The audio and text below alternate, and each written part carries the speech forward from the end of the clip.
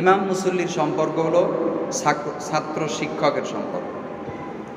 তো ইমাম সাহেব হলো তার গার্ডিয়ান, প্রত্যেক এলাকার গার্ডিয়ান কে?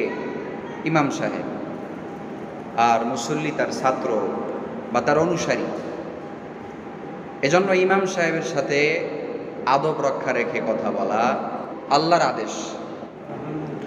সূরা হুজরাতের প্রথম আয়াতে আল্লাহ বলেন, ইয়া আইয়ুহাল্লাযীনা আমানু লা তারফাউ আসওয়াতাকুম ফাওকা সাওতিন নাবিয়্যি ওয়া লা তাজহারু বিল কাউল কাজাহরি বা'দিকুম লিবা'দিন আন তাহবাতা আমালুকুম। আল্লাহ মুমিনদেরকে নসিহত করতেছেন, লা তারফাউ, হে মুমিন বান্দারা, তোমরা যারা রাসূলের অনুগত্য করো, যারা মুসলমান হিসেবে পরিচয় দাও, যারা মুসলিম পরিচয় বহন করো, তোমাদেরকে একটা নসিহত করি, সাবধান করে দিই। লা তারফাউ, তোমরা উঁচু করবে না।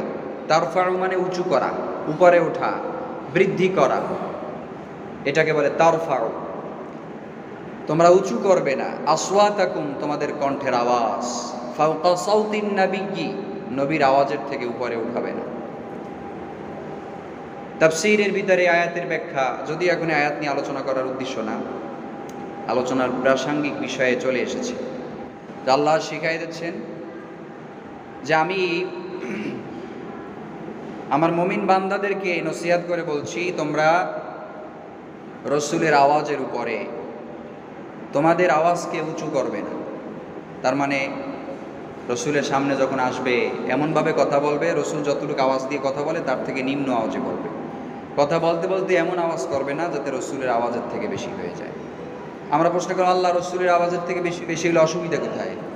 আল্লাহ বলেন, তোমরা যে আমল করো সে আমল ধ্বংস হয়ে যাবে। আমল ঠিকই করতে পারো, কিন্তু সে আমল কোনো কাজে আসবে? একদম জিরো, শূন্য খাতা নিয়ে কিয়ামতের ময়দানে দাঁড়িয়ে দেবো। আনতুম লা তাশউরুন, একদম খালি খালি। তাফসীরের ভিতরে আসছে, কিয়ামত পর্যন্ত এই আয়াতের আল্লাহ তাআলা উম্মতে মুহাম্মাদীদেরকে নসিহত করে দিয়েছেন, যত দিন পর্যন্ত নবীর ওয়ারিস পৃথিবীতে থাকবে তাদের সামনেও এই আওয়াজ উঁচু করে কথা বলা, এটা মুমিনের জন্য ধ্বংসের কারণ। আমল থাকবে, আমল করবে, কিন্তু আমল